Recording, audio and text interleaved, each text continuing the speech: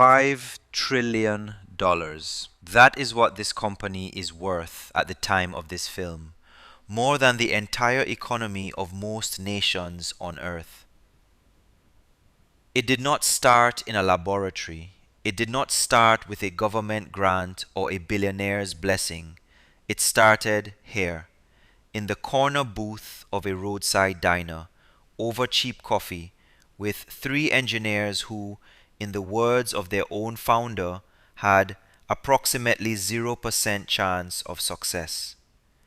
This is the story of how a company went from nothing to $1 trillion, and then several more. But it is also a story about something else, about the people who saw it coming, who held the future in their hands and let it slip away. Because for every fortune NVIDIA made, there is a fortune that got away.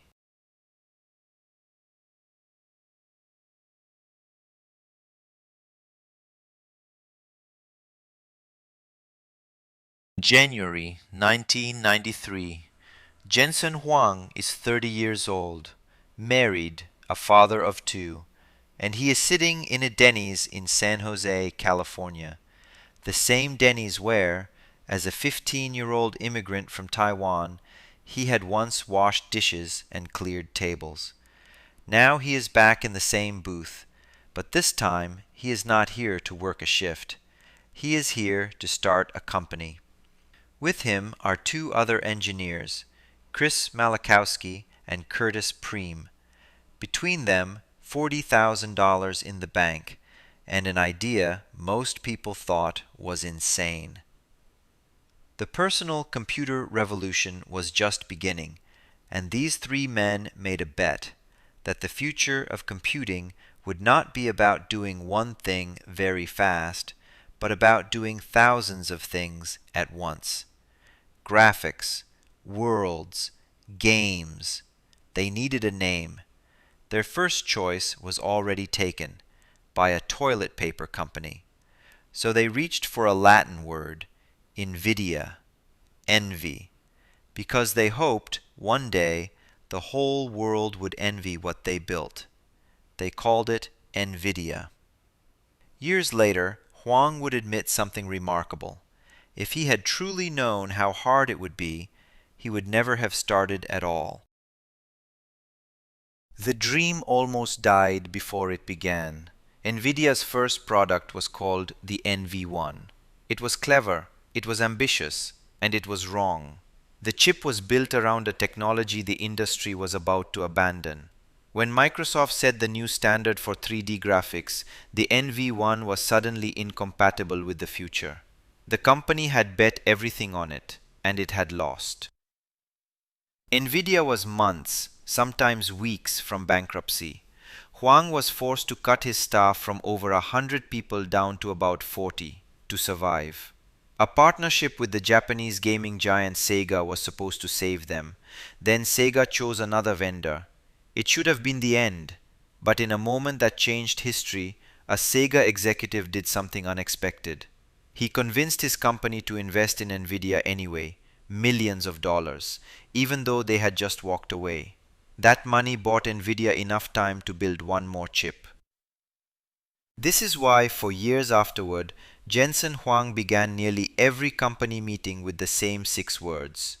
We are 30 days from going out of business. It became the company's prayer and its warning.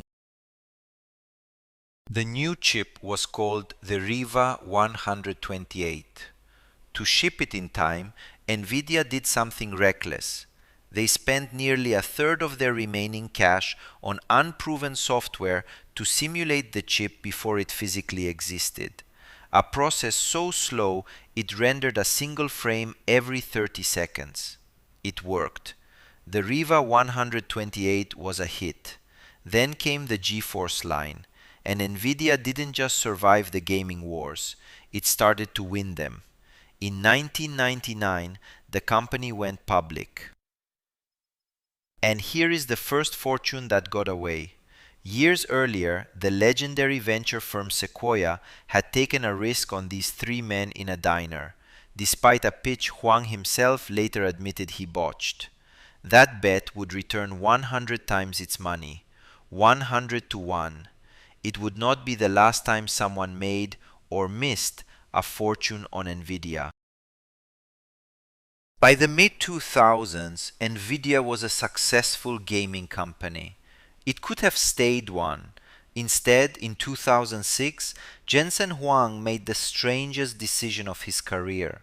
He looked at the graphics chips inside gaming PCs, chips built to draw explosions and dragons, and he saw something else.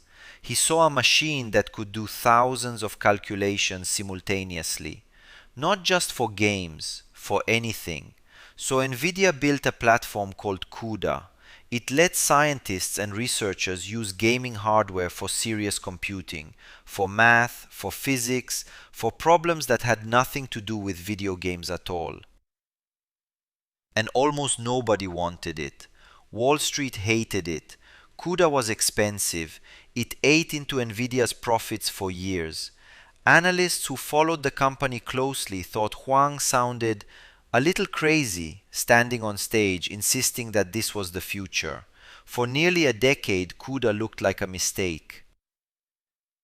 What Huang had actually done was lay the railway tracks to a gold mine years before anyone knew there was gold, because he wasn't building a product.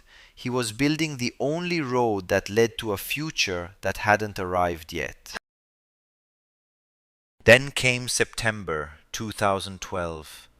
A small team from the University of Toronto entered a competition in artificial intelligence, a contest to see whose software could recognize images most accurately. Their system was called AlexNet, and it didn't just win, it humiliated everything that came before it. But the secret wasn't only the software. AlexNet had been trained on NVIDIA gaming graphics cards running CUDA. This was the Big Bang, the moment the modern age of artificial intelligence began, and the road to it, the only road, ran straight through the platform Jensen Huang had been ridiculed for building 6 years earlier. Here is how patient that bet had to be.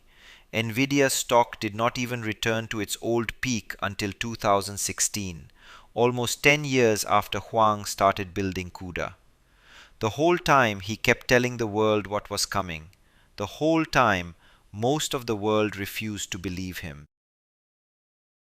Which brings us to one of the most painful stories in the history of money. His name is Masayoshi Son, the founder of SoftBank and one of the most aggressive technology investors who has ever lived.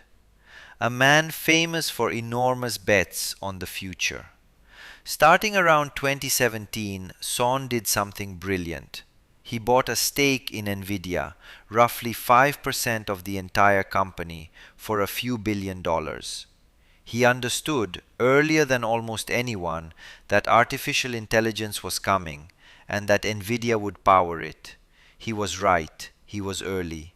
He was exactly where he wanted to be.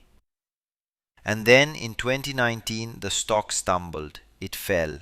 Son's fund was under pressure, so he sold every share for a profit of around $3 billion. By any normal measure, a triumph. But this was not a normal company. Had Masayoshi Son simply done nothing, had he held those exact shares, they would later be worth more than $150 billion. He didn't lose money, he made money. He just missed making 150 billion more. Years later, at an AI summit in Tokyo, Son stood on a stage beside Jensen Huang, and Huang gently brought it up. The shares his friend had sold too soon. Son's eyes filled with tears. The fish that got away, he said, was big. And Huang, putting an arm around him, offered the only comfort he could. We can cry together. Two of the most powerful men in technology, standing on a stage, crying over a fortune that was right there, in their hands, and gone. For most people, the future arrived on one specific day.